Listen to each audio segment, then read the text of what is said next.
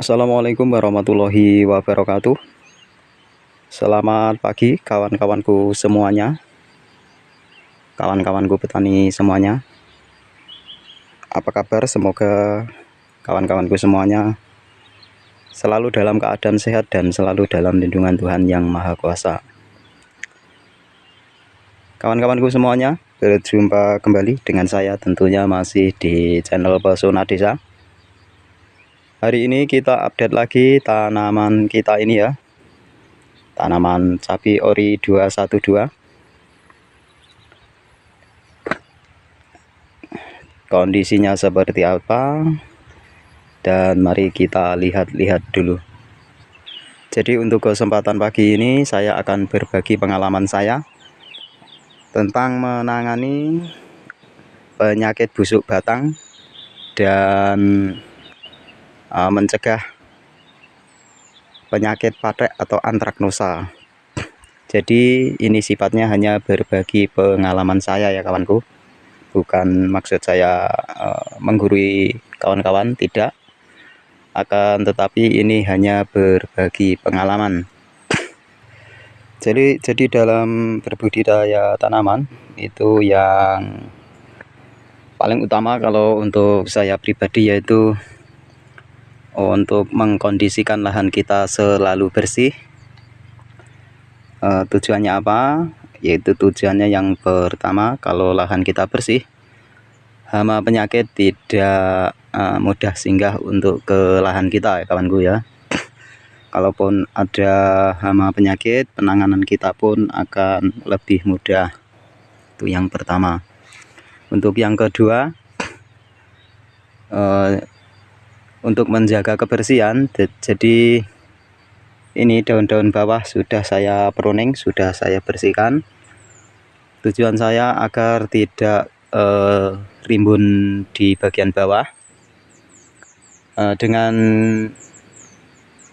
kita pangkas daun-daun bawah, tentunya sirkulasi udara akan mudah masuk ke lahan-lahan kita, sehingga tanaman kita tidak mengalami kelembapan yang tinggi. Karena kalau lahan kita terlalu lembab, itu hama-hama penyakit akan mudah singgah atau mudah menyerang pada tanaman kita. Dan saya akan menunjukkan tanaman saya ini, kondisi buahnya seperti ini. Alhamdulillah sangat lebat ya kawanku.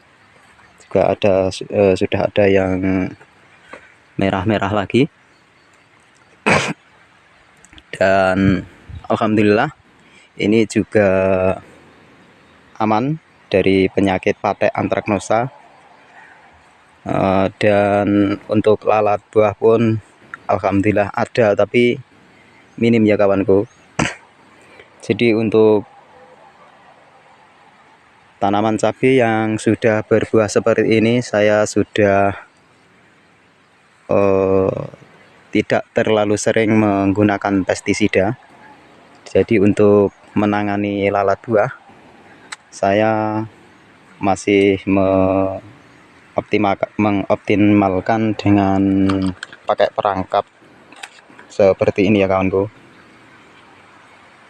Ini demi menjaga konsumen kita.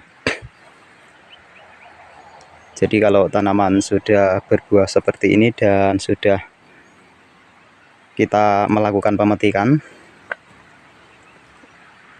itu saya mengurangi penggunaan pestisida. Kalaupun menggunakan itu paling cepat 1 minggu sekali atau 10 hari sekali. Itu kita lakukan di habis pemetikan ya kawanku. Jadi seperti itu, demi menjaga kesehatan konsumen kita. Dan untuk selanjutnya, untuk penanganan pengendalian busuk batang ataupun patek antraknosa, di bagian tanaman ini saya tetap mengoptimalkan kalsium. Jadi kalsium memang perannya sangat penting untuk di tanaman kita di masa-masa pembuahan seperti ini. Kalsium sangat banyak kegunaannya. Jadi dengan kalsium tercukupi, buah-buah kita akan menjadi sehat dan dinding-dinding sel buah ini akan menjadi padat sehingga penyakit-penyakit tidak menyukainya. Seperti itu ya kawanku. Jadi mari kita buktikan. Ini buahnya. Coba saya patahkan seperti apa kondisinya buah ini. Nah, seperti ini ya kawanku. Jadi buah ini sangat tebal dan keras sehingga hama penyakit itu tidak akan mudah menembusnya ke tanaman kita, ke buah-buah cabai kita. Dan ini tidak lepas dari peran penting kalsium. Tentunya bukan hanya kalsium saja ya kawanku, yaitu untuk pembuahan ini ya kita optimalkan di fosfat dan juga kalium, kita harus seimbang. Dan kalau sudah terserang, seperti apa penanganannya? Kalau fungisida apa saja yang tepat untuk menangani busuk batang maupun pakai antraknosa. Jadi kalau saya biasanya mengandalkan beberapa fungisida.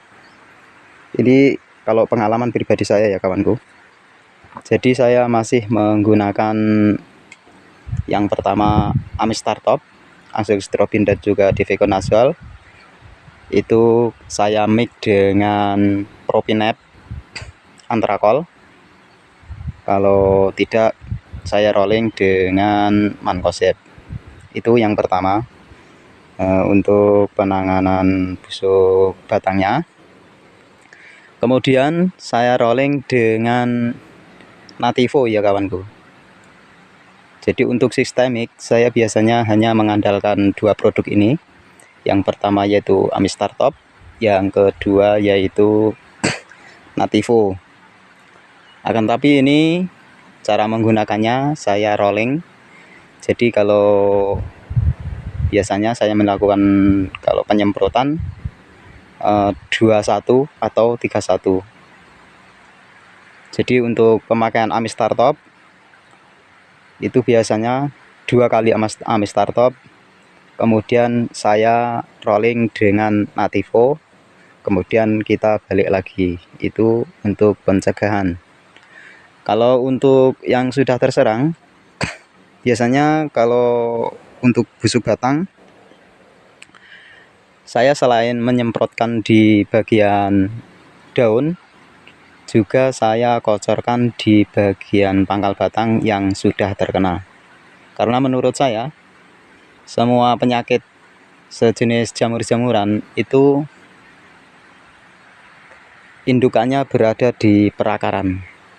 Jadi selain saya melakukan penyemprotan, saya juga melakukan penyiraman pakai fungisida tersebut.